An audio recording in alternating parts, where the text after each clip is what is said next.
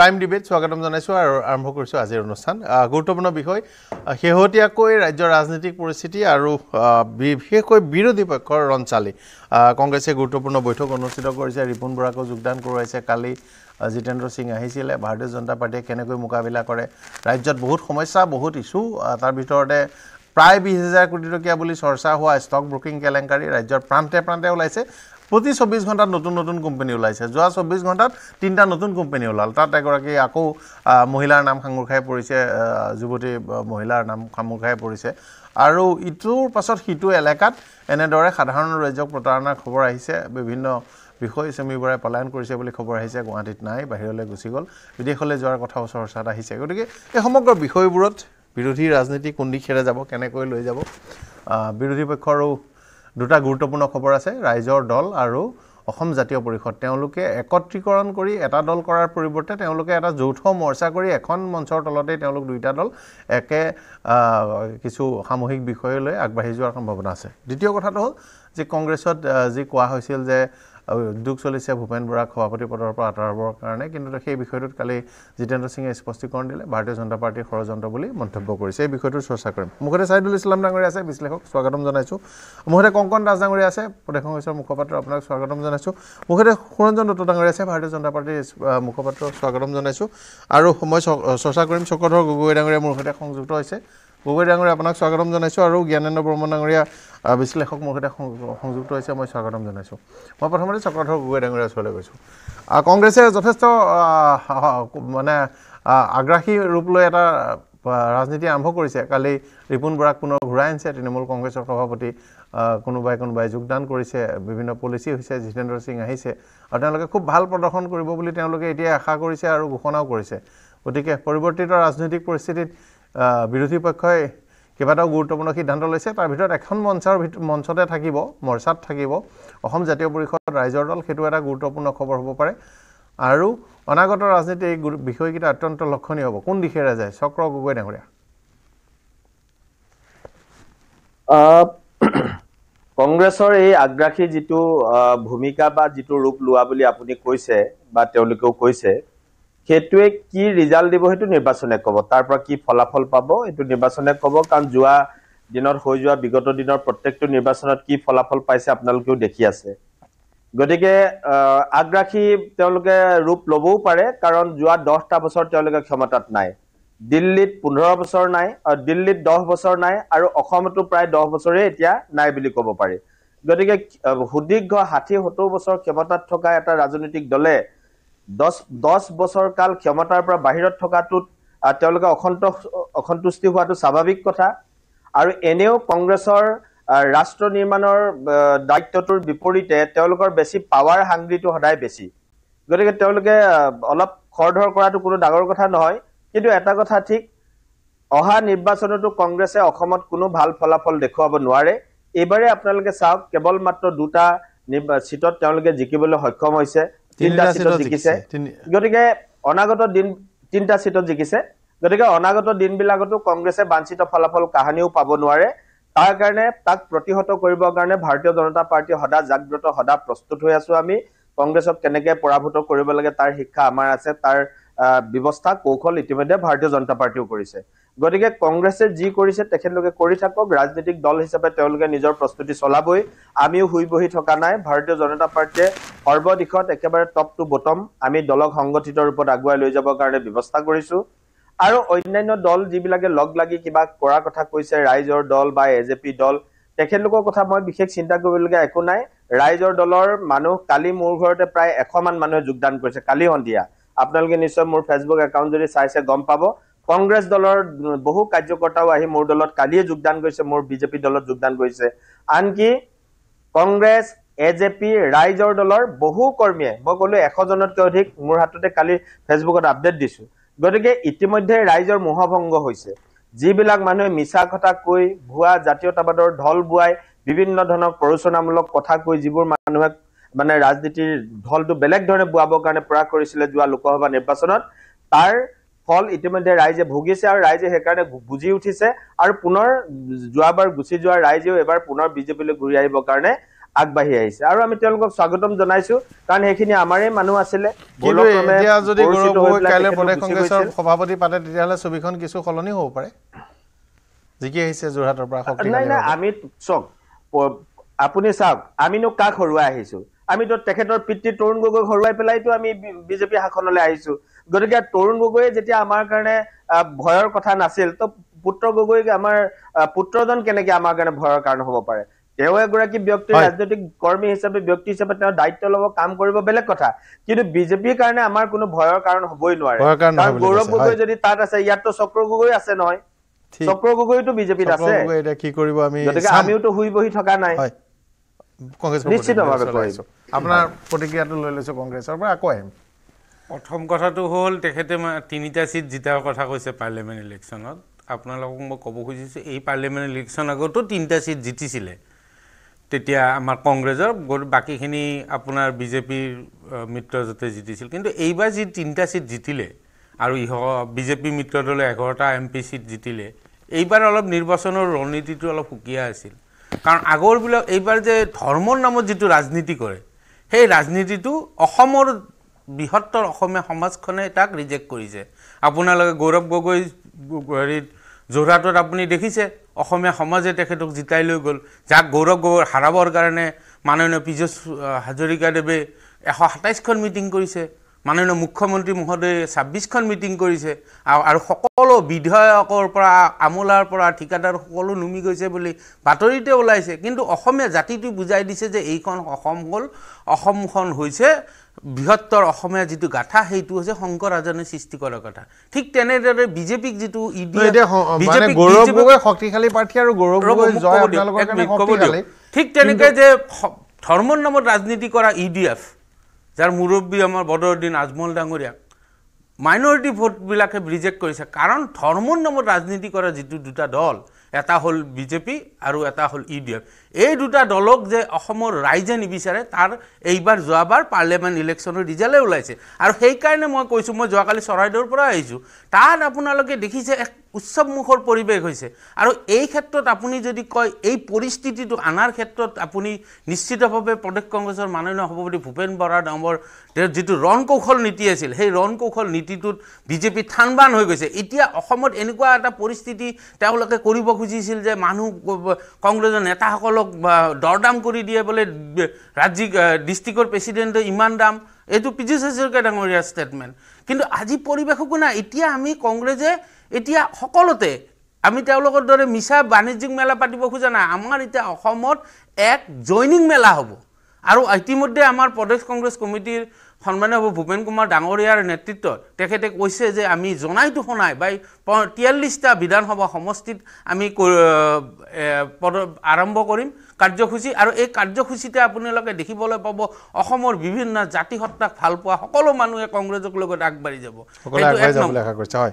Mehdi Hasan air স্পক্স person মোৰ সৈতে সংযুক্ত হৈছে মেহদি হাছান আপোনালোকৰ বিষয়টো উল্লেখ কৰিছে এয়াৰ প্ৰতিনিধি নহয় তেওঁ যিটো কথা কৈছে যে প্ৰথম কথা কৈছে ধৰ্মৰ ৰাজনীতিক পৰাস্ত কৰিছে প্ৰথম কথা আমি EUDF দলে কেতিয়াও ধৰ্মৰ ৰাজনীতি আমি কৰা নাই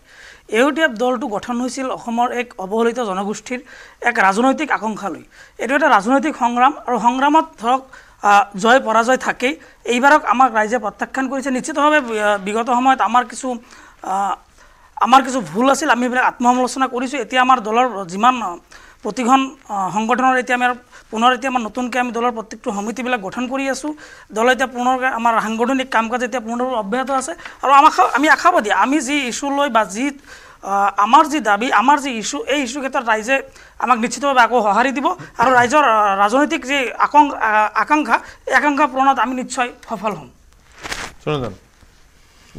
মই আমাৰ চক্ৰ গগৈ ডাঙৰীয়াই যিখিনি কথা কৈছে সেইখিনি সৈতে একমত আৰু সেইখিনি বিস্তৃতভাৱে তেওঁ কৈছেই কিন্তু মই ষ্টুডিঅ'ত থকা আমাৰ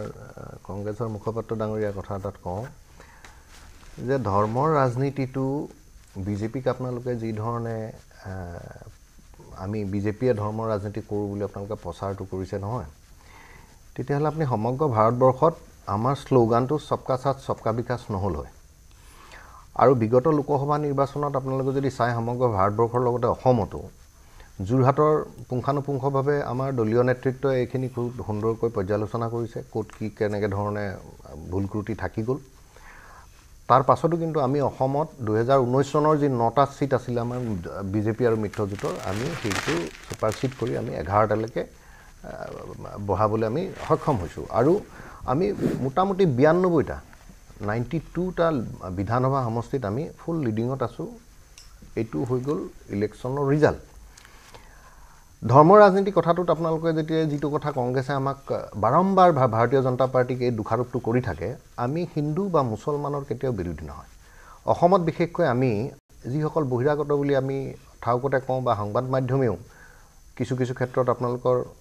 মানে জৈৱিক তাৰণাত কথাটো উল্লেখ নকৰিব পাৰে কিন্তু সন্দেহৰ আওতাত কংগ্ৰেছৰ দিনৰ পৰাই যে ইয়াতে বাংলাদেশী মুছলমান প্ৰৱৰ্জনটো হৈছে হেতু অসমৰ প্ৰতিজন মানুহে উপলব্ধি কৰে আৰু সেই তাৰ ফলশ্ৰুতিত আজি উজনি অসমত চাওক বীৰ লাচিত থানা আৰু আটাচুৱে এইকেইটা জাতীয় সংগঠন এইকেইটাটো বিজেপি নহয় আজি বীৰ লাচিত থানা আৰু আটাচুৱেও এই আগ্ৰাসনৰ যিটো প্ৰক্ৰিয়া অসমত আজি অতদিনে হৈ আহিছিলে আৰু কংগ্ৰেছে এই 3টা সিট জিকাৰ পাছতে যি ধৰণৰ এটা অসমত পৰিৱেশ কৰিলে সেই ধৰণৰ কিছু লোকে যাক আমি সন্দেহ কৰোঁ সেইটো হিন্দু মুছলমান নহয় বুলি আমিও কৈ আছোঁ আৰু যিকেইটা সংগঠনে উজনি অসমৰ পৰা আটাচুৱে কওক বা বীৰ লাচিত নাই যিসকলক খেদাইছে তেখেতলোকেও কৈ আছে যে এয়া হিন্দু আৰু মুছলমানৰ যুঁজ নহয় এয়া বহিৰাগত আমি যাক মৈমন সিঙীয়া মিয়া বুলি কওঁ আগ্ৰাসন কৰিছে তাৰ ওপৰত থ্ৰেট হৈছে উজনি অসমত আৰু খিলঞ্জীয়া অসমীয়া মানুহখিনিয়ে উপলব্ধি কৰিছে আজি কংগ্ৰেছে যদি বিজেপিক এই বদনামটো দিবলৈ যায় তেতিয়াহ'লে আটাচু আৰু বীৰ লাচিত নাই যিখিনি কাম কৰিছে সেইখিনি এনালাইচিছো কৰা প্ৰয়োজন আছে আমি আগৰ পৰাই কৈ আহিছোঁ যে ভাৰতবৰ্ষত মোদী ডাঙৰীয়া অহাৰ পাছৰ পৰাই প্ৰতিটো জাতি জনগোষ্ঠী আৰু ভাৰতীয় যিসকল প্ৰকৃত লোক এইসকলৰ উন্নতিৰ কাৰণে দুইখন চৰকাৰে কেন্দ্ৰীয় চৰকাৰ আৰু মাননীয় মুখ্যমন্ত্ৰী ডক্টৰ হিমন্ত বিশ্ব শৰ্মাৰ নেতৃত্বাধীন বৰ্তমানৰ যিখন আমাৰ বিজেপি মিত্ৰজোঁটৰ চৰকাৰ এইখনেও সমগ্ৰ জাতি হত্যাক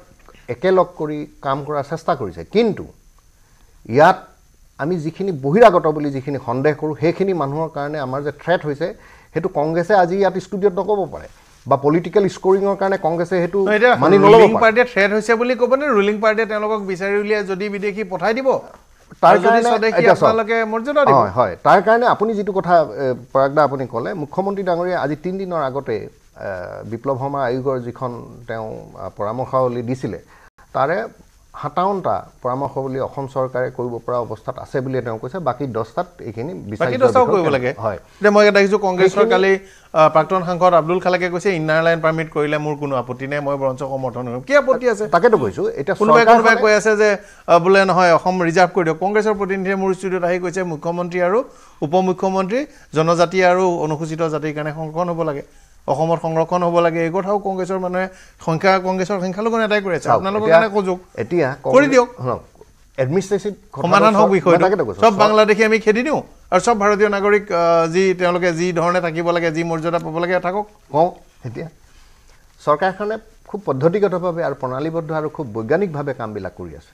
তাৰ প্ৰতিটো জ্বলন্ত উদাহৰণ আপোনালোকে লাহে লাহে দেখিছেই আৰু অসমখনত কি ধৰণৰ এটা সামূহিক পৰিৱৰ্তনৰ দিশলৈ গৈ আছে হেতু লাহে লাহে মানুহে দেখিব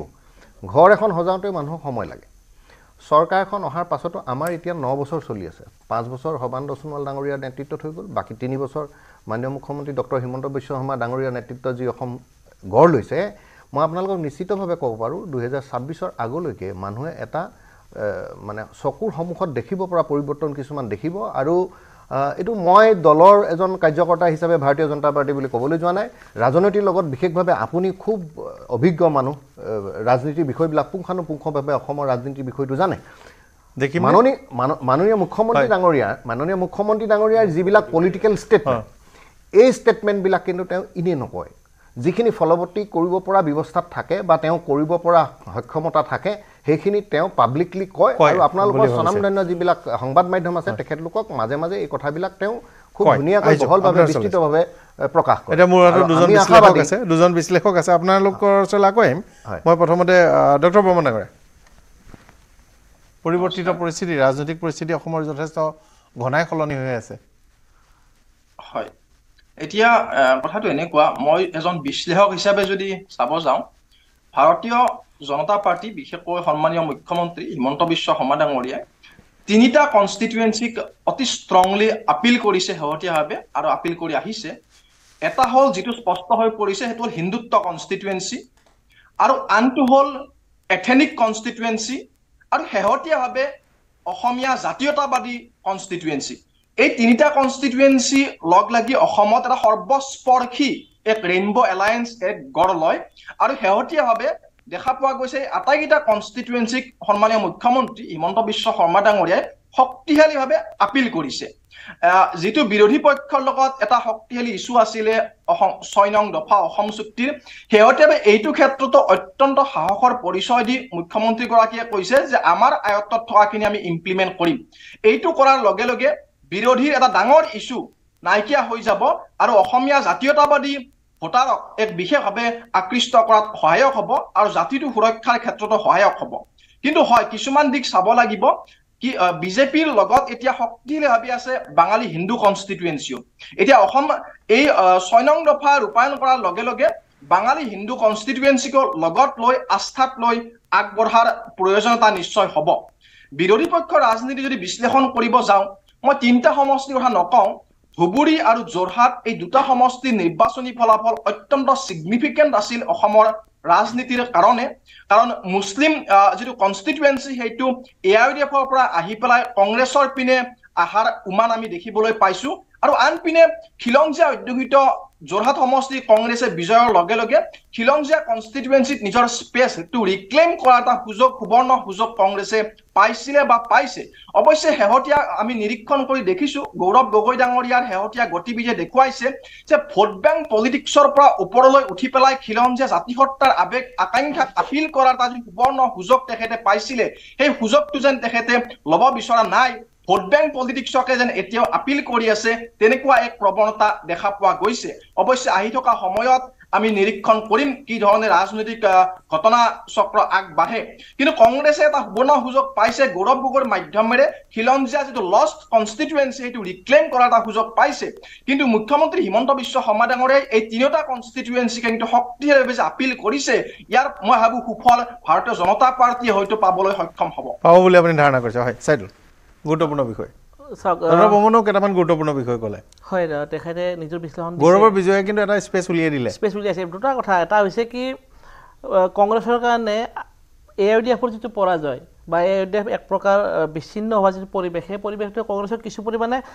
ছেফ জ'নলৈকে লৈ গৈছে। এতিয়া আজিৰ তাৰিখত মূলতঃ যি পূৰ্ববংগীয় অঞ্চলৰ যিখিনি মুছলমান মানুহ আছে বা মিয়া মুছলমান যাক যিজনে কয়, সেই মানুহখিনিৰ এটাই চইচ আছে এই মুহূৰ্তত, সেইটো হৈছে কংগ্ৰেছ। গতিকে এইটো লৈ পেলাই যিটো সময়ত এটা সময়ত আমি দেখিছিলোঁ যে তৰুণ গগৈয়ে অচৰতা AIUDFৰ MLA থকাৰ সময়তো হুইজ বদৰুদ্দিন বুলি কৈ পেলাই জাতীয়তাবাদী আৱেগটোক নিজৰ কেপচাৰ কৰিব পাৰিছিল। এতিয়া কংগ্ৰেছৰ কাৰণে সেই ৰিস্কটো নাই, এতিয়া এই মানুহখিনিৰ কাৰণে চইচ নাই, তেওঁলোকে দে হেভ টু গ' ফৰ কংগ্ৰেছ। আৰু তেনেকুৱা ক্ষেত্ৰত এতিয়া উজনি অসমত তেওঁলোকে কনচেনট্ৰেট কৰাৰ কাৰণে চেষ্টা কৰিছে। আজি আমি যিটো দেখিছোঁ এই কাৰ্যনিৰ্বাহক পাতিছে, বৰ্ধিত কাৰ্যনিৰ্বাহক কংগ্ৰেছৰ, সেইখন পাতিছে উজনি অসমত, আৰু তাত তেওঁলোকে বাৰ্তা দিব খুজিছে শিৱসাগৰৰ পৰা। এই ধৰণৰ যিটো কথা বতৰা তেওঁলোকে আৰম্ভ কৰিছে, এইটোৰ মই মূল বেছটো ভাবোঁ যে নামনিত AIUDFৰ পৰাজয় আৰু উজনিত আপোনাৰ যোৰহাটত গৌৰৱ গগৈৰ উত্থান, এই 2টা কথা লৈ পেলাই তেওঁলোকে যথেষ্ট পৰিমাণে উৎসাহী হৈছে। তাৰ লগত আমি 3rd টাৰ্মৰ কাৰণে নৰেন্দ্ৰ মোদী চৰকাৰ আছে, এটা এণ্টি ইনকামেঞ্চি নেচাৰেলি আহিব, এই কথাটো আহেই। আৰু অসমত এতিয়া দ্বিতীয়বাৰৰ কাৰণে চৰকাৰ আছে, লোন ঋণ এনেকুৱা কথাবিলাক চৰ্চিত হৈছে। তাৰপিছত বিভিন্ন কিছুমান আনুষংগিক বিষয়, স্মাৰ্ট মিটাৰ, মাটি সম্পদ, তেনেকুৱা কথাবিলাক চৰ্চা হৈছে। গতিকে এই কথাবিলাক লৈ পেলাই এতিয়া কংগ্ৰেছে এটা সুযোগ পাইছে, আৰু সেই সুযোগটো তেওঁলোকে কেনেধৰণে ইউটিলাইজ কৰিব সেইটো এটা ডাঙৰ প্ৰশ্ন, আৰু তাত লগত চেলেঞ্জ আছে। মানে স্মাৰ্ট মিটাৰৰ কথাটোত মই কেৱল এটা বাক্যহে কৈ থওঁ, যেতিয়া আমাৰ পুৰণা মিটাৰ বা ডিজিটেল মিটাৰ কৰিলে একে প্ৰতিবাদ হৈছিল, তাৰপিছত আজি এতিয়া মানুহে কৈছে সেইটো ভাল, এইটো নালাগে। বুজানে আমাৰ মানুহবোৰে কি হয়, ঠাণ্ডা দিন আহিব বিল কমি যাব, পাহৰি যাব। বিল যদি বাঢ়িও আছে, আন্দোলন কৰিবও লাগে, বা যদি প্ৰিপেইড মিটাৰ বন্ধও কৰিব লাগে, ঠাণ্ডা দিন অহাৰ লগে লগে মানে এচি নচলা হ'ব, লাইট চাইট ফেন কম চলিব, বিল কমিলে কিন্তু আমাৰ মানুহে পাহৰি যায়। যিয়ে নহওক আপোনাৰ বাহিৰৰ হ'লে আমি কথাটো এই কথা আমি নতুনত্বটো ল'বলৈ দিগদাৰি পাওঁ। কম্পিউটাৰ যেতিয়া আহিছিল তেতিয়া এই কথাটো আহিছিল। এতিয়া মোৰ কথাটো এনেকুৱা যে গৌৰৱ গগৈ উজনি অসমৰ পৰা তেওঁক চিএম পেজ হিচাপে কংগ্ৰেছে লাহে লাহে প্ৰক্ষেপ কৰিব যেন এটা অনুমান হৈছে, আৰু চৰ্চা হৈছে যে কংগ্ৰেছৰ সভাপতিগৰাকী সলনি হ'ব পাৰে, এই ধৰণৰ চৰ্চা এটা হৈছে। গতিকে মই ভাবোঁ গোটেই উজনি অসমৰ 38টা সমষ্টিত বিশেষকৈ গৌৰৱ গগৈৰ প্ৰভাৱ বা গৌৰৱ গগৈক লৈ পেলাই উজনি অসমৰ খিলঞ্জীয়া মানুহ যে আশা আকাংক্ষা সেইটো লৈ পেলাই তেওঁলোকে বেংকিং কৰা ষ্টাৰ্ট কৰা যেন মোৰ অনুভৱ হয় কিন্তু মূল কথাটো হৈছে কি এতিয়া ধিঙৰ কাণ্ডকে আৰম্ভ কৰি বিজেপি যিধৰণে এটা এই ধৰণৰ কথা এটা আগবঢ়াই দিছে সেইটো কংগ্ৰেছে কি ধৰণে কাউণ্টাৰ কৰিব এইটো ডাঙৰ প্ৰশ্ন আৰু সেই প্ৰশ্নটো মই ভাবোঁ এতিয়ালৈকে মই যিমান সূক্ষ্মভাৱে চাইছোঁ তেওঁলোকে এই কথাটো খুব ষ্ট্ৰংলি কিন্তু এই কথাটোত তেওঁলোকে সোমাই পৰিব পৰা নাই মই তেনেকৈ অনুভৱ কৰোঁ দ্বিতীয় কথাটো হৈছে গৌৰৱ গগৈ যিটো কেৰিজমা সেই কেৰিজমাটো কিমান সময়লৈকে তেওঁ ৰক্ষা কৰিব পাৰে কাৰণ তেওঁ এতিয়া নেশ্যনেল লিডাৰ হয় লগতে কিন্তু অসমৰ যিবিলাক বিষয় এতিয়া ক্লাছ 6ৰ কথাটো ওলাইছে ক্লাছ 6ক লৈ পেলাই যিটো এতিয়া কথা আহিছে এই কথাটো চেলেঞ্জো আছে বিজেপিৰ কাৰণে বা অসম চৰকাৰৰ কাৰণে গোটেই ইমপ্লিমেণ্টেশ্যন অসুবিধা আছে আজি কেন্দ্ৰীয় চৰকাৰে 10টা বিষয় কেন্দ্ৰীয় চৰকাৰৰ বিচৰাধীন বিষয় বা তেওঁলোকৰ কৰ্তৃত্বৰ বিষয় সেই বিষয়টো কেন্দ্ৰীয় চৰকাৰে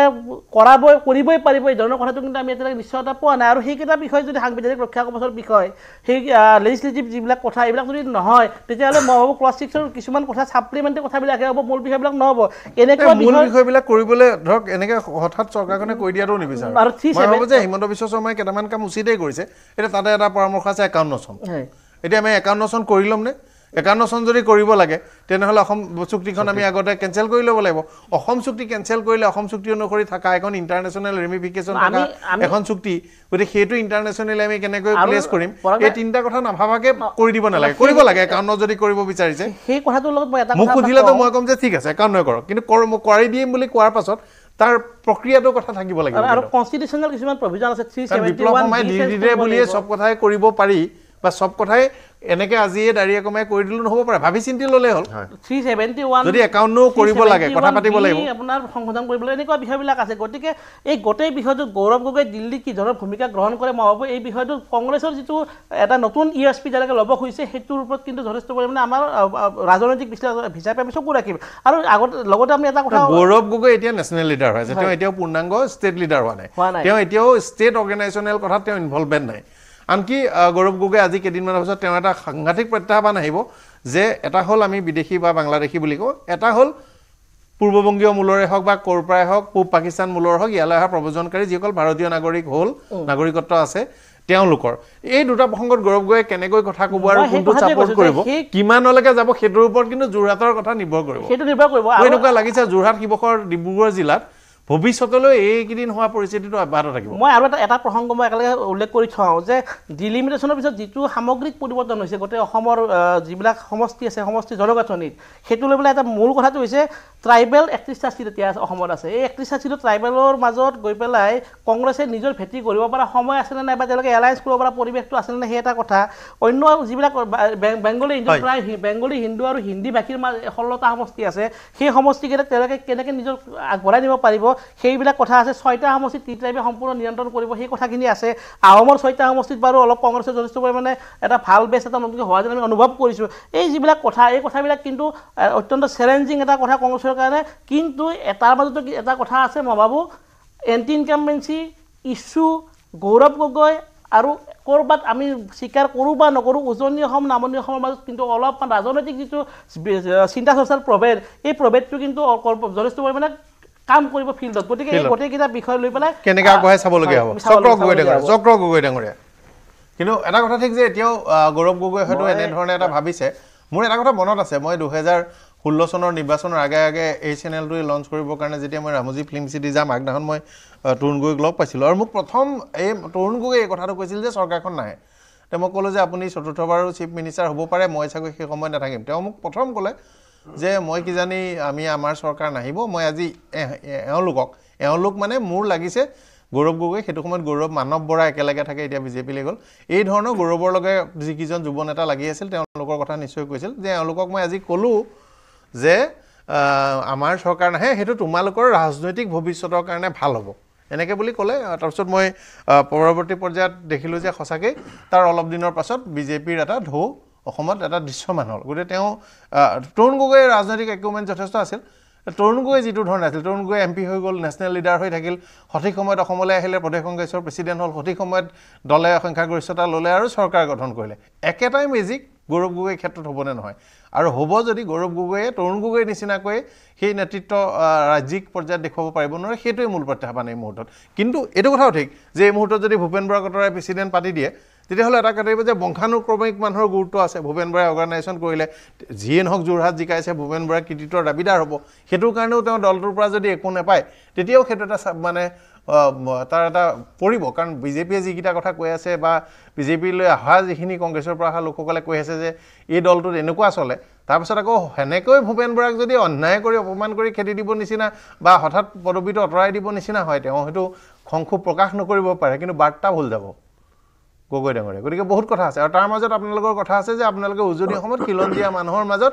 আপোনালোকে ভাল পাব পৰা কাম কৰিব লাগিব নিশ্চয় মই এই আমাৰ কংগ্ৰেছৰ প্ৰতিনিধিগৰাকী এটা কথা মনত পেলাই দিব খুজিছোঁ তেখেতৰ বক্তব্যত এটা কথা কৈছে যে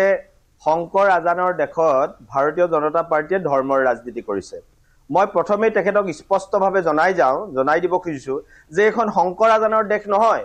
এইখন শংকৰ মাধৱৰ দেশ হয়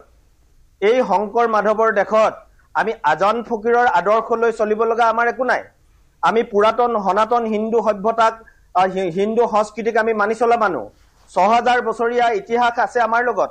এই ৬০০০ বছৰীয়া সভ্যতাক আপুনি আজান ফকীৰে আৰবৰ পৰা আহি পেলাই আমাক কিবা শিকাব লগা একো নাই আৰু যদি কিবা মিলিব লাগে কিবা সংস্কৃতি যদি কোনোবা শিকাই গৈছে সেয়াও চাউলুং চুকাফাই শিকাই গৈছে আমাক গতিকে আমাক আকৌ নতুনকৈ আজান ফকীৰৰ পৰা শিকিব লগা একো নাই সেইকাৰণে মই আপোনাক ক'ব খুজিছোঁ যে এখন শংকৰ আজানৰ দেশ নহয় এখন শংকৰ মাধৱৰ ৰাজ্য অসম আৰু এই ৰাজ্যখনত শতকৰা ৭০%তকৈ ৮০% মানুহ আপোনাৰ হিন্দু ধৰ্মাৱলম্বী বা সনাতন হিন্দু সংস্কৃতিত বিশ্বাস কৰা মানুহ আৰু যদি কেতিয়াবা ভাৰতীয় জনতা পাৰ্টীয়ে ৭০ বা ৮০% মানুহৰ সংস্কৃতি ৰক্ষা কৰিবৰ কাৰণে যদি কিবা ক'ব লগা হৈছে তাৰ কাৰণে যদি কোনোবাই বেয়া পায় আমাৰ আপত্তি ক'ত আমাৰ আপত্তি থাকিব লগা ক'ত আছে ভূপেন দাই কি কৈছিল এই কালজয়ী গীতটোত যে মোৰ আইক ভাল পাওঁ বুলি ক'লে জানো আনৰ আইক বেয়া পোৱাটো বুজাব মোৰ সনাতন হিন্দু সভ্যতা সংস্কৃতিক ভাল পাওঁ বুলি ক'লে মই ইছলাম বা খ্ৰীষ্টানক বেয়া পোৱাটো নুবুজাই গতিকে তেনেধৰণৰ মানে ধৰ্মীয় দৃষ্টিৰে ৰাজনীতি কৰি গোটেই দেশখন আপোনালোকে ডুবাই দিলে স্বাধীনতাৰ পিছৰ প্ৰায় ৭০ বছৰ কাল আপোনালোকে ৰাজত্ব কৰিলে কি কৰিলে আপোনালোকৰ কংগ্ৰেছ চৰকাৰৰ দিনত আটাইতকৈ বেছি ধৰ্মীয় সংঘাত বিভিন্ন ধৰণৰ ক্লেছ কাষ্ট কমিউনেল ক্লেছ ধৰ্মীয় সংঘাত বিভিন্ন ধৰণৰ সংঘাত আপোনালোকৰ দিনত হৈছিল ভাৰতীয় জনতা পাৰ্টিৰ দিনত হোৱা নাই গতিকে এনেধৰণৰ কথা কোৱা আপোনালোকৰ কোনো যুক্তি নাই আজি তাৰ বিপৰীতে আকৌ নতুনকৈ এটা কথা আজি ভূপেন বৰা আমাৰ গৌৰৱ গগৈক লৈ যিবোৰ কথা চলি আছে মইতো শেহতীয়াকৈ দেখিছোঁ যে খুব কম সময়ৰ ভিতৰত ভূপেন বৰা নৌহৈৰ হ'বৰ কাৰণে কংগ্ৰেছত গৈ আছে এতিয়া কংগ্ৰেছৰ অসমত ব্ৰেণ্ড এম্বেচাডৰ হৈ গৈছে আপোনাৰ গৌৰৱ গগৈ কোৱা কোনোবা এজনে ক'লে যে তেওঁ খিলঞ্জীয়া প্ৰতিনিধি স্বৰূপে তেওঁক সজাব খুজিছে হেৰো গৌৰৱ গগৈয়ে আহোমৰে নেতা নহয় তেওঁ বাকী জনগোষ্ঠী জাতি জনগোষ্ঠীত তেখেতে কি নেতৃত্ব প্ৰদান কৰিব আজি ধেমাজিত গৈ চিলাপথাৰত গৈ সেই মিচিং অধ্যুষিত এলেকাবিলাকত গৌৰৱ গগৈৰ একো কাম নাই আনকি মৰাণত চক্ৰ গগৈক বাদ দি গৌৰৱ গগৈৰ কাম নাই কাৰণ ইয়াত মই আহোম মানুহখিনিৰ লগত আছো সুখে দুখে এই অঞ্চলটোৰ মানুহখিনিৰ লগত মই ইয়াত আছো ইয়াত গৌৰৱ গগৈ কিবা কাম আছে নেকি গোটেই আহোম জনগোষ্ঠীটোৰ কাৰণে যদি কিবা কাম কৰিছে বিগত দিনত চক্ৰ গগৈ কৰিছে মই আহোম সভাৰো সম্পাদক আছিলো কিন্তু আমাৰ গৌৰৱ গগৈ আহোম জনগোষ্ঠীৰ কাৰণে কিবা কমিউনিটি সংগঠন কাহানি বা কৰি পাইছে নেকি জীৱনৰ এটা দিন আহোমৰ কাৰণে ব্যয় কৰি পাইছে নেকি তেওঁ আজি অকল ৰাজনীতিৰ স্বাৰ্থত অভিসন্ধি পূৰণ কৰিবৰ কাৰণে তেখেতে এনেকুৱা ধৰণৰ কথাবিলাক কৈ লাভ নাই আজি আমাৰ চৰকাৰখনে জাতি মাটি ভেটি ৰক্ষা কৰিবৰ কাৰণে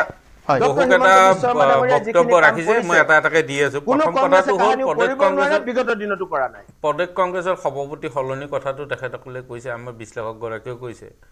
মই তেখেতসকলক এটা কথা ক'ব বিচাৰিছোঁ অসমত যেতিয়া কংগ্ৰেছৰ অৱস্থাটো খুব বেয়া আছিলে যেতিয়া মানুহে সঁচা কথাত ক'বলৈ গ'লে কংগ্ৰেছ কৰিবৰ কাৰণে ভয় কৰে ভীতিগ্ৰস্ত হয় আৰু বহুত মানে লাজ কৰে আৰু কিছুমানে নিজৰ ব্যক্তিগত স্বাৰ্থৰ কাৰণে কংগ্ৰেছৰ অচলত আহিলে মানুহবিলাক ওলাই অহা নাছিল যিটো সময়ত যে ভাবিছিলে আঁচনি কাটি দিব সেই সময়ত প্ৰদেশ কংগ্ৰেছৰ সভাপতি মাননীয় ভূপেন কুমাৰ বৰা ডাঙৰীয়াক দায়িত্বভাৰ দিয়াৰ পিছত অসমে চুকে কোণে তেখেতে ভাৰত জোড়ৰ যাত্ৰা যিটো কৰিছিলে ধুবুৰীৰ পৰা শদিয়ালৈকে সেই যাত্ৰাটোৰ পৰা আৰম্ভ কৰি এক ঢৌৰ সৃষ্টি কৰিছিল আজি ভূপেন কুমাৰ বৰা ডাঙৰীয়াই কি ধৰণে এই যাত্ৰাটো আগবঢ়াই লৈ যোৱাত পুলিচে কি ধৰণে বাধা দিলে সকলোবিলাক জলপথ বা CID তেখেতক মাতি লৈ গ'ল বিভিন্ন ঘৰ ভাঙা নটিচ আহিল কিন্তু এই যোৱাকালি যেতিয়া আমাৰ চৰাইদেউত কাৰ্যনিৰ্বাহ হ'ল তাত আমাৰ আমাৰ AICCৰ সাধাৰণ সম্পাদক জিতেন্দ্ৰ সিং ডাঙৰীয়াই স্পষ্টভাৱে কৈছে যে 26লৈকে ভূপেন কুমাৰ বৰা ডাঙৰীয়া সলনি নহয় তেখেতৰ নেতৃত্বতে অসমৰ 26ত নিৰ্বাচন অনুষ্ঠিত হ'ব আৰু এই যে MLA বিলাকৰ কথা যেটো ইস্যু ওলাইছে হেতুটো বিজেপিয়ে ওলোৱা বুলি ইতিমধ্যে স্পষ্ট হৈয়ে গৈছে বিজেপিৰ নেতা কৰ্মীসকলৰ এটা মিলিভকত তেওঁলোকৰ কাহিনী এতিয়া 2 নম্বৰ কথাটো আহিল যে জাতীয় সত্তাৰ কথা কৈছে আমাৰ বিজেপিৰ বিশ্লেষক গৰাকী আৰু এটা কথা কৈছে যে তেখেতে দুটা সংগঠনৰ নামৰ কথা ক'লে অসমৰ জাতীয় অস্তিত্ব ৰক্ষাৰ কাৰণে 32টা জাতীয় সংগঠনে অসমখনক ভাল পাই কাৰণে এক সংগ্ৰাম কৰি আহিছে অসমখন বচাবৰ কাৰণে আৰু প্ৰদেশ কংগ্ৰেছৰ মাননীয় সভাপতি তেখেতে আমাৰ কংগ্ৰেছ দল আমাৰ বিৰোধী দলৰ মেইন বিৰোধী দলত আছে তেখেতে নেতৃত্ব দি আছে ঠিক তেনেকৈ জাতীয় ঐক্য মঞ্চৰ তেখেতে সভাপতি তেখেতে স্পষ্টভাৱে কৈছে যে অসমীয়া অস্তিত্ব ৰক্ষাৰ কাৰণে যিবিলাক জাতীয় সংগঠনে কাম কৰি আছে তেখেতসকলৰ লগত তেওঁ আলোচনাত বহিবৰ কাৰণে ইতিমধ্যে তেখেতসকলে বাৰ্তা প্ৰেৰণ কৰিছে কৈছে যে আমাৰ ওচৰত আপোনালোক আহিব নালাগে সঁচা অৰ্থত যদি অসমৰ অস্তিত্ব ৰক্ষাৰ কাৰণে অসমক ভাল পোৱাৰ কাৰণে অসমৰ উন্নয়নৰ কাৰণে যিবিলাক ইস্যু আছে সেইবিলাকতো আমি কংগ্ৰেছ দলে আপোনালোকৰ লগত লগ লাগিম কাৰণ কংগ্ৰেছ দলে অসমৰ জাতীয় অস্তিত্ব ৰক্ষাৰ কাৰণে যিখন যুঁজ কৰি আছে কিছুমান ইস্যু আপোনালোকো কৰি আছে এতিয়া 2 নম্বৰ কথাটো আহিল মই সেইদিনাখন আমাৰ কি বুলি কয় আমাৰ টিচাৰ্ছ ডে গ'ল শিক্ষক দিৱস গ'ল প্ৰদেশ কংগ্ৰেছৰ ফালৰ পৰা এক বাৰ্তা প্ৰেৰণ কৰা হৈছিল যে আমি যিমানবিলাক কংগ্ৰেছৰ কৰ্মী আছো সেই কৰ্মীসকল নিজৰ শিক্ষাগুৰুক গগনে এখন সম্বৰ্ধনা অনুষ্ঠিত গামোচা দিব 5 লাখ আমি নিৰ্ধাৰণ কৰি দিছিলো কিন্তু আপোনাক মই এটা কথা কওঁ ময়ো গৈছিলো বিভিন্ন মানুহ শিক্ষকসকলৰ ৰিটায়াৰ শিক্ষক বা ঢাকা শিক্ষকসকলক সম্বৰ্ধনা জনাবৰ কাৰণে তেতিয়া মোক শিক্ষকসকলে মোক কৈছে তাত মই কোনো ধৰ্মৰ কথা ক'ব খোজা নাই যেতিয়া মই কিছুমান আমাৰ সনাতন ধৰ্মৰ হিন্দু শিক্ষক ৰিটায়াৰ শিক্ষকে প্ৰিন্সিপালক লগ কৰিছিলো তেতিয়া সকলোৱে যেতিয়া মোৰ আলোচনাৰ লগত কৰিছিল আলোচনাত এটা কথাই ক'লে যে এই বিজেপি দলটোক হিন্দুৰ সনাতন ধৰ্মৰ ঠিকা কেতিয়া দিলে কোনে দিলে আজি হিন্দু মুছলমান কৰি ৰাজনীতি কৰি আছে কিন্তু একফালে আমাক সমাজখন বিকবাস্প বিয়া পাই আছে কিন্তু আপোনাৰ আলুৰ দাম 50 টকা কৰি আছে পিয়াজৰ দাম 80 টকা কৰি আছে এই সিন্ডিকেটটো ৰাজ্যটো এই যে নিজৰ নামত শোষণ আৰু দমন এই দুটা যে কৰি আছে মানুহ ঢাল খুৱাই আছে বেলেগ পিনে হিন্দু মুছলমানৰ ৰাজনীতি কৰি আছে কিন্তু তেওঁলোকে মূল্যবৃদ্ধি যিবিলাক নিৰ্বাচনী ইস্যু আছিল এইবিলাকৰ পাহৰি গৈছে আৰু মই আপোনালোকক আৰু এটা কথা কওঁ বিজেপি 100 দিনৰ ভিতৰত একবাৰ অসমীয়া খিলঞ্জীৰ সংজ্ঞা নিৰ্ধাৰণ 6 জনগোষ্ঠীক জনজাতিকৰণ কৰিম বুলি তেওঁলোকৰ নিৰ্বাচনী প্ৰতিশ্ৰুতি আছিল তেওঁলোকে একো কৰা নাছিল এতিয়া যেতিয়া বিপ্লৱ কুমাৰ শৰ্মা ছাৰৰ ৰিটায়াৰ জাষ্টিছ মহামান্য ৰিটায়াৰ জাষ্টিছ মহোদয়ৰ যেতিয়া ৰিপৰ্টটো আহিল তাত 67টা পৰামৰ্শ বুলি আছে তাত মাননীয় অসমৰ মুখ্যমন্ত্ৰী মহোদয় কৈছে 57টা কাৰ্যকৰী কৰিম মোক আমি বিজেপিৰ মুখপাত্ৰকেইগৰাকীক মই সুধিব কোন 10টা বিষয় আপোনালোকে স্পষ্ট কৰক যে কোন 10টা বিষয় আপোনালোকে কেন্দ্ৰলৈকে পঠাব কাৰণ তাত থকা পৰামৰ্শবিলাকৰ কাৰণে আপোনাৰ 6 শিডিউলৰ প্ৰয়োজন নাই তাত যিবিলাক পৰামৰ্শ আছে কিছু আছে অসম গভৰ্ণমেণ্টে কাৰ্যকৰী কৰিব পাৰা কিছু আছে চেন্ট্ৰেল গভৰ্ণমেণ্টে কৰিব পাৰা আপোনালোকে চেন্ট্ৰেল গভৰ্ণমেণ্টে কৰিব পাৰাখিনিত আপোনালোকে নিৰ্বাচনৰ সময়ত কয় ডাবল ইঞ্জিন লাগে মই আপোনাক সুধিছো চক্ৰগৈ ডাঙৰীয়াক বা আমাৰ মুখপাত্ৰ বিজেপি মুখপাত্ৰ 10টা কোন 10টা বিষয় হেকেটা স্পষ্ট কৰক আপোনালোকে না হে 10টা আসলে স্পষ্ট কৰি দিছে মানে এটো ঘটনা আপুনি হয়তো নাজানে যে 10টা স্পষ্ট হৈ আছে তাৰ মানে 57টা কৰিব কিন্তু নহয় এটো কথা কোনতে চাওক কিছুমান কথা এনেকুৱা হ'ব নালাগে যে আপোনালোকে বিজবেলা সন্ধিয়াৰ ভাগত অসমৰ পৰা ছাত্ৰ নেতা কেজন লৈ গ'ল আনভাগ মাজ ৰাতি সহি কৰালে ৰাতিপুৱা চুক্তি এখন জাপি দিলে ক'ত কি নাছিল এই কাহিনীটো বৰ স্পৰ্শকাতৰ এতিয়া মোক যদি ব্যক্তিগতভাৱে সোধে মই 1951 চনৰ পক্ষত কিন্তু এতিয়া অসম চুক্তিখন কি হ'ব আমাৰ দেশৰে চুক্তি ইণ্টাৰনেশ্যনেল ৰিয়েকশ্যনছ আছে তাৰপিছত মানুহখিনি কি হ'ব মোৰ মতেতো অসম চুক্তিখন অবৈধ আৰু এতিয়াতো অবৈধ বুলি ক'বলৈ বৰ ভাল হৈছে নাই আপুনি এইটো শুনি লওক অসম চুক্তি অবৈধ ক'বলৈ ভাল হৈছে কাৰণ অসম চুক্তি স্বাক্ষৰ কৰা সেই সময়ত ইন্দিৰা মুজিবুৰ ৰহমানক বাংলাদেশে নচ্ছাত কৰিলে মুজিবুৰ ৰহমান যেহেতু বাংলাদেশৰ এতিয়া মুক্তিযোদ্ধা বা চৰকাৰৰ তেওঁলোকৰ স্বীকৃত ব্যক্তি নহয় আজিৰ তাৰিখত তেওঁ কৰা যিকোনো কাম ভাৰতৰ লগত বা বিদেশৰ লগত সেইটো স্বীকৃত নহয় কাৰণ তেওঁ অস্তিত্ব নাকচ কৰিলেতো তো সেই চুক্তিখন এতিয়া আমি তথাপি কৰাই দিম কৰা উচিত নে অনুচিত মানুহখিনি কি হ'ব মানুহখিনিকতো আমি হেৰি কৰিব নোৱাৰো অসম চুক্তি স্বাক্ষৰকাৰী ষ্টেটলেছ কৰিব নোৱাৰো আমি কিছুমান অসম চুক্তি চুক্তিকাৰী আমাৰ এজিপি দলৰ যেকেটা স্বীকৃতিকাৰী যিটো দল অসমৰ 71 চনত নাজানো আৰু গান পইণ্টত কৰিছিল নে কিহত কৰিছিল গম পোৱা নাই কিন্তু এইটো আজি বিজেপি দলৰ লগত আছে বিজেপিৰ লগত কাম কৰি আছে তেওঁলোকে কি হৈছিল 855 শহীদৰ কি হৈছে মানে মই ভাবো যে বিপ্লৱ কুমাৰ সকলো দফাই দাঁড়িয়ে কমাই কৰাৰ আগত এক ৰাউণ্ড আলোচনা হোৱা ভাল আৰু সকলোৰ লগত অল ষ্টেক হোল্ডাৰ মানে সংখ্যালঘু সকলৰ লগতো এবাৰ যদি পৰা যায় মানে মই বিদেশী নহয় বাংলাদেশী নহয় আমাৰ যিখিনি খিলঞ্জীয়া মানুহ আছে বা দীঘলীয়া দিন ধৰি যাৰ নাগৰিকত্ব আছে বোলে 51 আগৰ পাই আছে এইবোৰ মানুহ কি আমি গুৰুত্বহীনটো কৰি তুলিব নোৱাৰো সমান নাগৰিকৰ আছে গতিকে এই কিছুমান কথা আকৌ এনেকে পলিটিকেল এজেণ্ডাত পিচ কৰি দিলেও নহ'ব যে চব নকৰে কিয় কৰিব নোৱাৰি মই ব্যক্তিগতভাৱে মোক সুধিলে মই কম একাউণ্ট নালাগে চুক্তিখন বৈধ আমাৰ কাৰণ কৈছে ভাৰতৰ চুক্তি হ'লে আমি দুটা কেটেগৰী হ'ব নালাগে এতিয়া কথাটো হ'ল মই ক'লো আপোনালোকে এতিয়া সকলোৱে কৈ আছে যে 51 চন হোৱাৰ কথাটো কৈ আছে বিপ্লৱ শৰ্মা আয়োগৰ প্ৰতিবেদনৰ ওপৰত ভিত্তি কৰি এতিয়া কথা হ'ল অসম চুক্তি হৈছে তাৰ ওপৰত দেশৰ সংবিধানৰ সংশোধন হৈছে আৰু সংশোধনৰ ক্লজ 6 সংবিধানত পাৰ্লিয়ামেণ্টে ৰেটিফাই কৰিছে তেখেত সেই হিচাপত 1971 চনক ভিত্তিবৰ্ষ হিচাপে লৈ সুপ্ৰিম কোৰ্টৰ পৰ্যবেক্ষণত NRC-খনৰ যদিও চূড়ান্ত খচৰাখন ওলোৱা নাই আমাৰ NRC-খনৰ আপডেশ্যন প্ৰক্ৰিয়া এটা কাম এটা হৈছে এতিয়া কথা হ'ল তাৰপিছত যেতিয়া বিপ্লৱ শৰ্মা আয়োগৰ প্ৰতিবেদন মুখ্যমন্ত্ৰী ডাঙৰীয়াই যি কাৰ্যকৰী কথা কৈছে আমি ভাবোঁ এই মুহূৰ্তত সকলোকে লগত বহি আলোচনা কৰিব লাগে আৰু সেই প্ৰতিবেদনখন লৈ সকলো ৰাজনৈতিক দল আৰু ইয়াত যিহেতু এটা বৃহৎ জনগোষ্ঠীৰ কথা ভৱিষ্যতে জড়িত হৈ আছে তেওঁলোক বা প্ৰতিনিধিক আনি মুখ্যমন্ত্ৰী ডাঙৰীয়াই প্ৰথমতে এই বিষয়টো আলোচনা কৰিব লাগে বা অসম বিধানসভাত এই বিষয়টো তেওঁলোকে প্ৰতিবেদনটো মুকলি কৰি দিব লাগে আৰু দ্বিতীয় কথাটো হ'ল মই কৈ আছোঁ এতিয়া যি কথাখিনি হৈ আছে যে আপোনালোকে এতিয়া কৈছে যে আপুনি এটা কথা কৈছে যে ইণ্ডিয়া মুজিব চুক্তি মুজিব যিহেতু বাংলাদেশৰ পৰা ওলাই গ'ল কথা হ'ল যে আপুনি কৈছে যে নাকচ কৰিছে এখন ৰাষ্ট্ৰ এখনত শাসনৰ পৰা কোনোবাই হয়তো গাদীচ্যুত হ'বই পাৰে কিন্তু সেই বুলি শ্বেখ মুজিবুৰ ৰহমানৰ অস্তিত্ব বা তেখেত যে বাংলাদেশৰ প্ৰথম দেশখনে মানি লোৱা নাই যে তেওঁ মুক্তিযোদ্ধা দেশখনে মানি লোৱা নাই যে তেওঁৰ অস্তিত্ব নাকচ কৰিলে তেওঁ শ্বেখ মুজিবুৰ ৰহমানৰ নাকচটো মই কৰা নাই মোৰ কাৰণে তেওঁ বাংলাদেশৰ স্বাধীনতা সংগ্ৰামী মুক্তিযোদ্ধা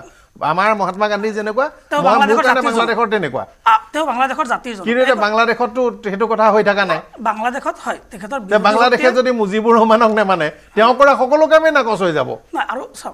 এই মানুহখিনিৰ কথা আপুনি কাৰণ বাংলাদেশে এতিয়া কৈছে যে মুজিবুৰ ৰহমানক নেমানে মুজিবুৰ ৰহমানৰ আইন নেমানে মুজিবুৰ ৰহমানে দিয়া নাম নেমানে মুজিবুৰ ৰহমানে কৰা ফাৰ্মেণ্ট নেমানে এইটো হৈছে বাংলাদেশৰ চুক্তিখনো নেমানে সকল অসম চুক্তিখন মানিব মুজিবুৰ ৰহমানৰ ভাৰতবৰ্ষৰ লগত ইয়াৰ মাজতো বাংলাদেশৰ বিভিন্ন মই কৈছো যে এইবোৰ ডিবেটেবল কথা মই কোৱাতে শেষ কথা কোৱা নাই কাৰণ এইবোৰ স্পৰ্শকাতৰ কথা মই কৈ দিলেই নহয় আৰু মই কওঁতে সকলো কথা ভাবিহে ক'ব লাগিব প্ৰত্যেকটো চুক্তিটো ভাৰতে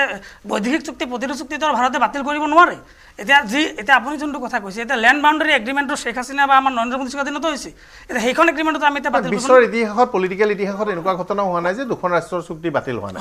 পৰিৱৰ্তন পৰিস্থিতিত বিশ্বৰ শ শ হাজাৰ হাজাৰ চুক্তি বাতিল মই সেই কথাটোৱে কৈছোঁ ৰাষ্ট্ৰপতি প্ৰধানমন্ত্ৰীৰ চুক্তি বাতিল হৈছে মই সেই কথাটোৱে কৈছোঁ নহ'বও পাৰে নকৰিবও পাৰে আমাৰ এতিয়া নেহেৰুলী একাউণ্ট চুক্তি আছে কংগ্ৰেছৰ দিনতে আকৌ হোৱা য'ত আমি পাকিস্তানৰ পৰা গোটেই শৰণাৰ্থীখিনি ল'লোঁ নেহেৰুলী একাউণ্ট চুক্তি অনুসৰি আমি গোৱালপাৰা জিলাৰ মাটিয়াত কিছু বাংলাভাষী হিন্দু লোক বহুৱাই ৰাখিছিলোঁ তেওঁলোকৰ আকৌ NRC-খনত নাম নাহিল গতিকে চুক্তিবোৰক লৈ বিভিন্ন ধৰণৰ পাক আছে এতিয়া চুক্তি কি কৰিব চৰকাৰে কৰিব আপুনি মই ইয়াৰ পৰা ষ্টুডিঅ'ৰ পৰা আমি এইটো কথা ক'ব পাৰোঁ যে এইটো দিশো আছে এইটো দিশো আছে দিশ দুটা কৈছোঁ আৰু এইটো কথা কৈছোঁ যে আলোচনা কৰি লওক দাঁড়িয়ে কমাই নহয় এই কথাখিনি মই ভাবোঁ বিপ্লৱ শৰ্মা আয়োগৰ প্ৰতিবেদনটো অসম বিধানসভাত আহিব লাগে আৰু এই কথাটো তেওঁলোকে আলোচনা কৰি সকলো ষ্টেক হোল্ডাৰক লগত লৈ এটা সিদ্ধান্ত ল'ব লাগে মই কংগ্ৰেছৰ মুখপাত্ৰ ডাঙৰীয়াক কওঁ আপোনালোকে আচলতে অসম চুক্তিৰ বিষয়টো আপোনালোকৰ মুখত অহাটোৱে ভুল চুক্তি হৈছিলে আপোনালোকৰ দুইখন চৰকাৰৰ দিনত সেই সময়ৰ পৰা আপোনালোকে কিমান বছৰ ভাৰততে হওক বা অসমতে হওক ৰাজত্ব চলাইছিলে মই এইটো ৰাজত্ব বুলিয়ে কওঁ কংগ্ৰেছৰ দিনতো ৰাজত্বই হৈছিলে তো সেই কথাখিনি অসমৰ ৰাইজে জানে বা ভাৰতবৰ্ষৰ ৰাইজে জানে এতিয়া এটলিষ্ট এই আয়োগখনে দিয়া প্ৰতিবেদন খুব সাহসিকতাৰে আপুনি যিকেইটা কথা কৈছে চেণ্ট্ৰেল গভৰ্ণমেণ্টে কোন 10টা বিষয় লৈ বুলেট পইণ্টত মাত মাতিব লাগে সেইটো মুখ্যমন্ত্ৰী ডাঙৰীয়াই প্ৰকাশ কৰক বুলি কৈছে আপুনি চাগে ৰাজনীতি কৰে যদিও এই বাতাবৰণবিলাক চোৱা নাই মাননীয় মুখ্যমন্ত্ৰী ডাঙৰীয়া কংগ্ৰেছৰো মুখ্যমন্ত্ৰী অসমৰ মুখ্যমন্ত্ৰী তেখেত বিজেপি মুখ্যমন্ত্ৰী নহয় ৰাইজৰ দলৰো মুখ্যমন্ত্ৰী তেখেত তো মুখ্যমন্ত্ৰী ডাঙৰীয়া মুখ্যমন্ত্ৰী প্ৰতিজনৰে গতিকে প্ৰতিজন অসমৰ নাগৰিকে টিভিত আহি আপুনি যি ধৰণে উচ্চবাচ্য কৰি কথাষাৰ কৈছে আপোনাৰ এজন ৰাজনৈতিক কৰ্মী হিচাপে আপোনাৰ দায়িত্ব বা অসমৰ এজন নাগৰিক হিচাপে দায়িত্ব যে অসম চুক্তিৰ কথাটো মাননীয় মুখ্যমন্ত্ৰী ডাঙৰীয়াই প্ৰেছ মিট দি সমগ্ৰ অসমৰ প্ৰতিটো বৈদ্যুতিক মাধ্যমত প্ৰকাশ হৈছে প্লাছ যদি হেতু বিচাৰি নাপায় মাননীয় মুখ্যমন্ত্ৰী ডাঙৰীয়াৰ ফেচবুক একাউণ্টত হেতু লাইভ কৰিছে প্লাছ এই ভিডিঅ'টো এতিয়াও আছে কোন 10টা বিষয় মানি লোৱা আৰু নামানা আৰু কোন 57টা বিষয় মানি ল'ব পাৰি বিস্তৃতভাৱে মাননীয় মুখ্যমন্ত্ৰী ডাঙৰীয়াই কৈছে কংগ্ৰেছলৈ এটাই অনুৰোধ আপোনালোকে যিটো শংকৰ মাধৱ বুলি মানিবলৈ অলপ টান পায় আমি শংকৰ মাধৱ বুলি মানো আমাৰ মাননীয় বিধায়ক মহোদয়ে কৈ গ'ল শংকৰ মাধৱ বুলি মনাৰ কাৰণেহে অসমত আজি 9 বছৰত এটাও গোষ্ঠীগত সংঘৰ্ষ হোৱা নাই বিগত সময়ছোৱাত উজনি অসমত যিটো পৰিৱেশ সৃষ্টি হৈছিলে তাৰ পাছতো অসমখনত যে সুস্থিৰভাৱে আছে মাননীয় মুখ্যমন্ত্ৰী ডক্টৰ হিমন্ত বিশ্ব শৰ্মাৰ নেতৃত্বত আছে কাৰণে বা বিজেপি যিসকল আমি কাৰ্যকৰ্তা আছোঁ আমিবোৰ আছোঁ কাৰণেই এই ধৰণৰ কংগ্ৰেছৰ তৰুণ গগৈ দিনত অসমত কুকৰাঝাৰ আৰু ওদালগুৰি চাইডে যি ধৰণৰ এটা নৰসংসাৰ হৈছিলে সেইবিলাক হোৱা নাই এটা কথা আপোনালোকে নিশ্চিত থাকক বাংলাদেশৰ মূলীয়ৰ যিখিনি মানুহ ইয়ালৈ আহিছে আৰু যি ধৰণে তেওঁলোকৰ জন বিস্ফোৰণ হৈছে সেই জন বিস্ফোৰণে মই ব্যক্তিগত মতামত বিদেশী তেওঁলোকক খেদাব লাগিব বাংলাদেশত আকৌ স্বদেশী নাই এতিয়া বাংলাদেশত হলে কথাটো বেলেগ আপুনি ভাবি লওক বাংলাদেশত বংগমূলীয় পূব পাকিস্তান মূলীয় হলে এইটো কথা বেলেগ বিবেচনা কাৰণ তেওঁলোকক আমি নাগৰিকত্ব চুক্তিৰ জৰিয়তে বাংলাদেশত এতিয়া যিটো পৰিৱেশ হৈছে কিন্তু বাংলাদেশ মানে অবৈধ কাৰণ আজি এখেত লোকৰ কথা কওঁ হয় তেখেতে ফেচবুকত লিখে চাব আপুনি মুছলমান আৰু হিন্দুৰ মাজত বিজেপিৰ কোনো ক্লেশ নাই আমি বাৰে বাৰে কৈ আছোঁ খিলঞ্জীয়া যিসকল লোক জাতি ধৰ্ম নিৰ্বিশেষে বিজেপিৰ একো অসুবিধা নাই আজি ষ্টুডিঅ'ত বহি আছোঁ তেখেতৰ মাইণ্ডছেট আৰু বংগমূলীয় মানুহৰ মাইণ্ডছেটৰ মাজত তফাত একদম আকাশ পাতাল পাৰ্থক্য দাদাহঁতৰ ঘৰত এতিয়াও তেখেতে লিখেই বিহু সময়ত তেওঁ পিঠা পনা বনায় যিটো আমাৰ অসমীয়া সংস্কৃতি তো গতিকে কংগ্ৰেছে এইটো অসমত বিভেদ নেৰেটিভ এটা সৃষ্টি কৰিব নালাগে যে হিন্দু আৰু মুছলমান আমি হিন্দু মুছলমান কৰা কিন্তু আপোনালোকেও সৃষ্টি কৰিব নালাগে কংগ্ৰেছে যদি আপোনালোকেও নালাগে আমি কৈ আছোঁ আমি এটাই কথা কৈ আছোঁ বহিৰাগত যিসকল ইয়াতে অবৈধভাৱে সোমালে মুছলমান লোক মুছলমান নহয় আমি যাক মিয়া মৈমনসিঙা মিয়া বুলি কওঁ এইসকলৰ পৰা কিন্তু থ্ৰেট অসমৰ প্ৰতিজন কাৰণে অকল এইটো হিন্দু বা মুছলিম নহয় সকলো মানুহৰ কথা পাতিম এটা চমু বিৰতি ল'ম বিৰতিৰ পিছত উভতি আহিম অসম চুক্তিৰ প্ৰসংগটোত এতিয়া পাতিবলগীয়া বহুত কথা আছে অসম চুক্তি এটা কেন্দ্ৰীয় চৰকাৰে চুক্তি কৰিব গোটেই ভাৰততে লগ ল'বলৈ যদি মন আছিল ইন্দিৰা গান্ধী ডাঙৰীয়ানী সেই সময়ছোৱাত ভাৰততে গোটেই বাংলাদেশৰ লগ অকল অসম কিয় ল'লে এই কথাটোৱে আচলতে বৈষম্য দ্বিতীয় বিষয়টো হ'ল যে এই চুক্তিখন কৰোঁতে 71লৈকে ল'লে ইমানলৈকে ল'লে গোটেই ভাৰততে কৰক মেঘালয়ত 71 নহয় অকল অসমত 71 আৰু সৰ্বশেষ কথাটো হ'ল যে এই চুক্তিখন এতিয়া 51 চনৰ খিলঞ্জীয়া মানুহখিনি বা অন্যান্য মানুহখিনিয়ে ভাবে যে 51 চনেই ভিত্তিবৰ্ষ হ'ব লাগে কিন্তু সেই বুলিয়ে এতিয়া চৰকাৰে আন্তঃৰাষ্ট্ৰীয় চুক্তি সংসদে পাৰিত কৰা এখন চুক্তি এখন গতিকে সেই চুক্তিখনক এনেকৈ দুজন মানুহে কথা ক'লে চাৰিজনে কথা ক'লে কৰিব নোৱাৰিব ভাবি চিন্তি কৰিব লাগে থিংক টেংক সকলো বহক বহি পেলাই কামটো কৰক খালি হঠাতে কৰিব নালাগে বিষয়টো আলোচনা কৰিম এটা বিৰতিৰ পিছত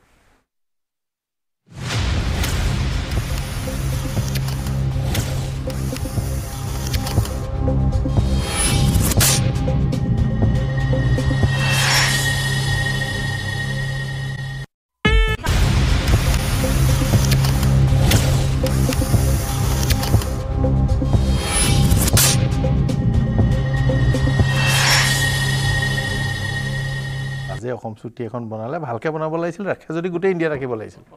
স্বাগতম জনাইছোঁ বিৰতিৰ পিছত আৰু চৰ্চা কৰি আছোঁ আমি সমগ্ৰ বিষয়টো কিন্তু অসম চুক্তিৰ প্ৰসংগলৈ আমি আহিছিলোঁ যে আমি ল'লোঁ অসমত কিয় ল'লোঁ ভাৰত চৰকাৰে অসমক ডাম্পিং গ্ৰাউণ্ড কিয় কৰিলে পশ্চিমবংগ আছিল ত্ৰিপুৰা আছিল বেলেগ ৰাজ্য আছিল সমগ্ৰ উত্তৰ পূৰ্বাঞ্চলক নকৰি সমগ্ৰ দেশ কিয় নকৰিলে কাৰণ অসমক কিয় কৰিলে 71 চন কাট অফ ইয়াৰ কেৱল অসমক কিয় কৰিলে আমি কি অসমখন ভাৰতৰ ভিতৰত এটা বেলেগ এটা ক্লাছৰ ৰাজ্য নেকি তে বেলেগ এটা ক্লাছৰ যদি আমি ৰাজ্য বেলেগ মৰ্যাদাবোৰো দিওঁ যদি তেওঁলোকে ভাবিছিলে যে আমি ইমান বুজা লৈছোঁ কিন্তু এইবোৰ বিতৰ্ক থাকিবই আৰু বিতৰ্কবোৰ আমি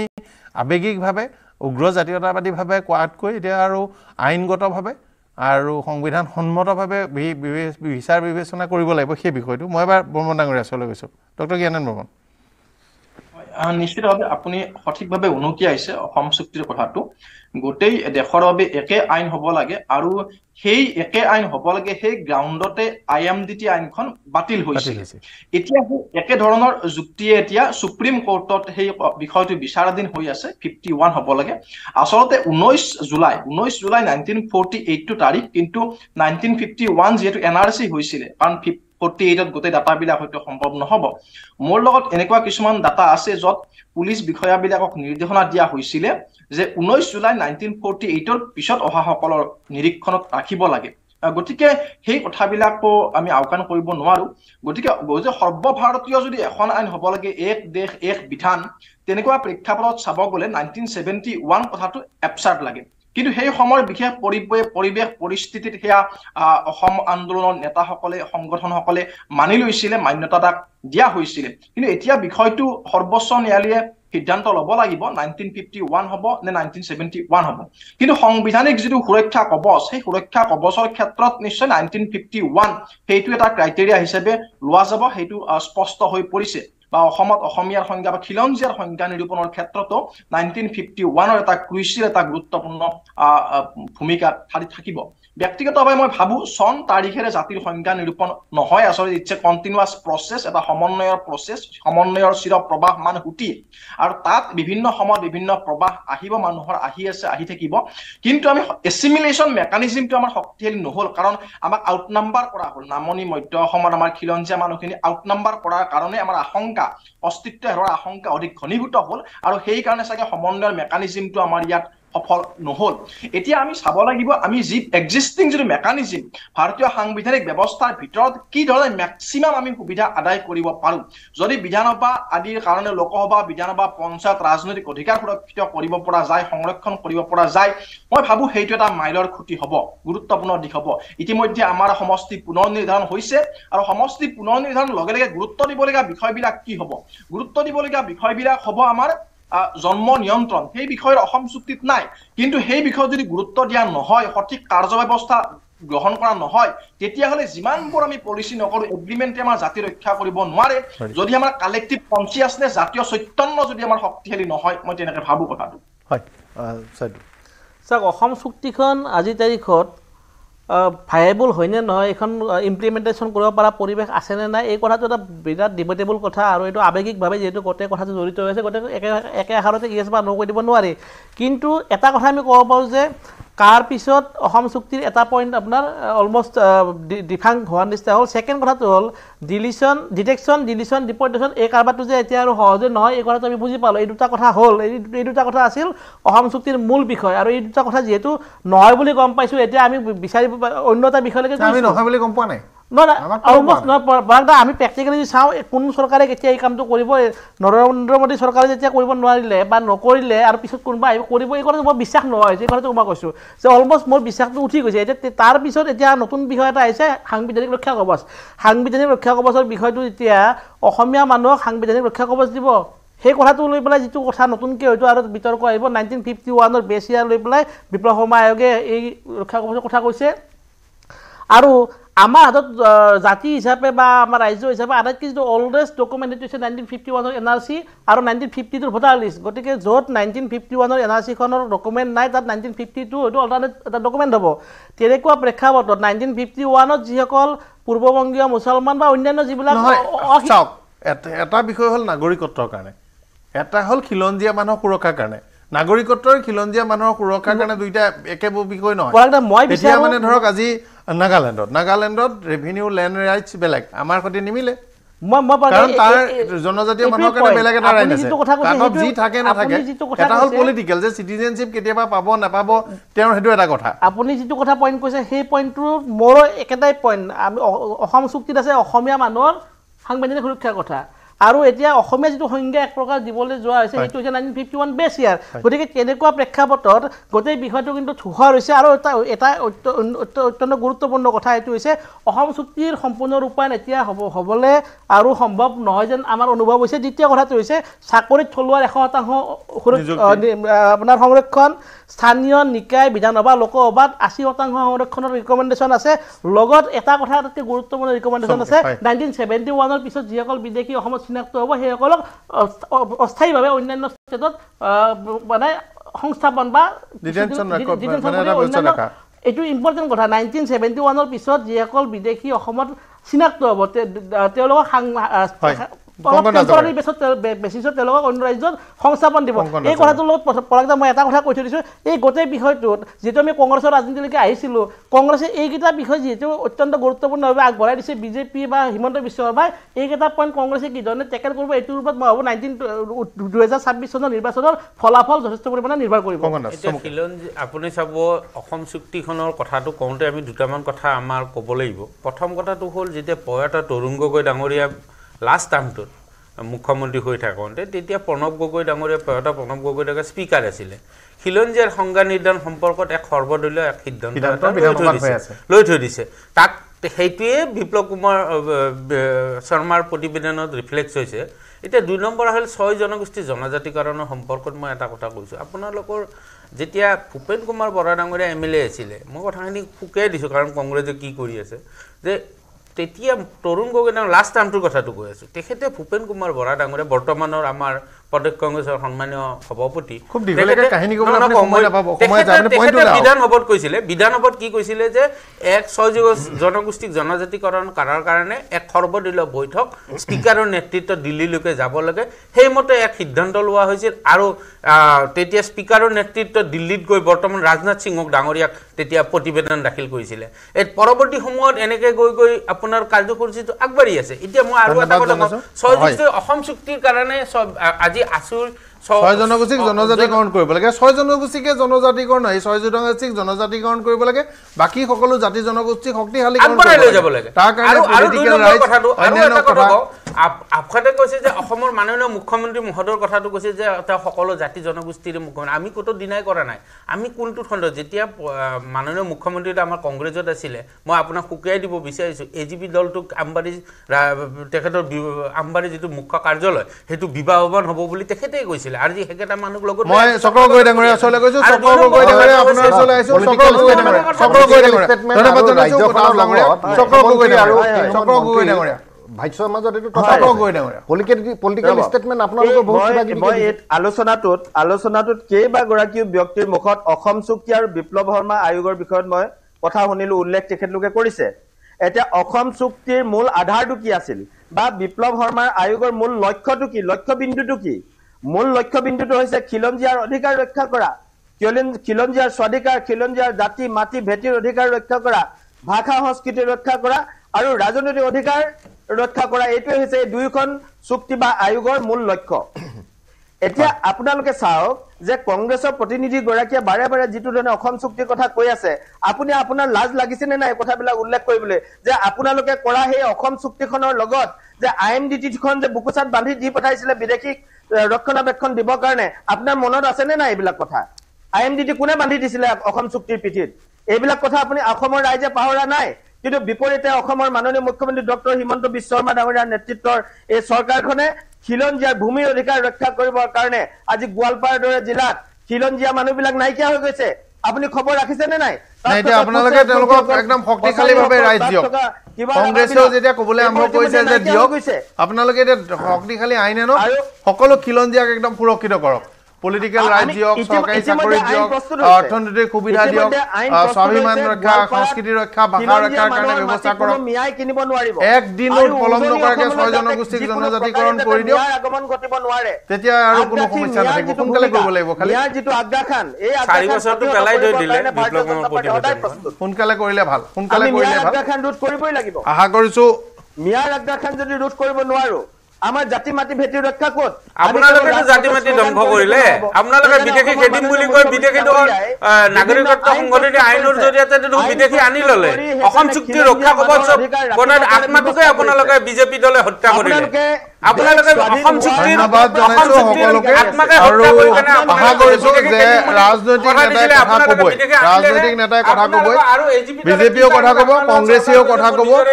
কিন্তু ৰাইজে ভাবি চিন্তি সিদ্ধান্ত ল'ব লাগিব ৰাইজে বাধ্য কৰাব পাৰিব লাগিব আমাৰ এটা সমস্যা আছে আমি ভাৰতৰ বেলেগ বেলেগ ৰাজ্যত দেখোঁ ৰাইজে চৰকাৰক সিদ্ধান্ত ল'বলৈ বাধ্য কৰে আমি ৰাইজে চৰকাৰক সিদ্ধান্ত ল'বলৈ বাধ্য কৰোৱাব পৰা নাই সেইটো আমাৰ ব্যৰ্থতা বিভিন্ন সময়ত বিভিন্ন আইন প্ৰণয়ন হৈছে কিমানখিনি কাহিনী আমি যন্ত্ৰণা ভুগিছোঁ গতিকে এইবাৰ ৰাইজে একগোট হৈ থাকিব লাগিব আৰু চৰকাৰক বাধ্য কৰাব পাৰিব লাগিব আৰু তাৰ বাবে একগোট হৈ থিয় দিব লাগিব এইটোৱে মূল কথা বাকী ৰাজনৈতিক কথা বতৰা চলি থাকিব গতিকে আশা কৰিছোঁ সেইখিনি সত্তা জাগি উঠিব ধন্যবাদ জনাইছোঁ অনুষ্ঠানৰ সামৰণি কৰিছোঁ